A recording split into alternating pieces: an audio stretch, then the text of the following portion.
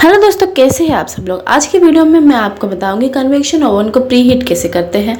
तो सबसे पहले हमें कन्वेक्शन के बटन को प्रेस करना है। डिस्प्ले पे कन्वेक्शन का टेम्परेचर शो हो रहा है, जो मैक्सिमम होता है 230 और मिनिमम होता है 40 डिग्री। डायल का यूज़ करके आप टेम्परेचर कम या ज़्यादा कर सकते हैं। मैंने यहाँ पे 200 डिग्री सेल्सियस पे कन्वेक्शन को सेट किया है। आप आपके हिसाब से कम या ज़्यादा करें। उसके बाद हमें स्टार्ट बटन को 2 बार क्लिक करना है। जैसे ही आप 2 बार क्लिक करेंगे प्री हीट का ऑप्शन एक्टिवेट हो जाएगा। प्री हीट होने बाद ओवन आपको खुद अलार्म दे देगा।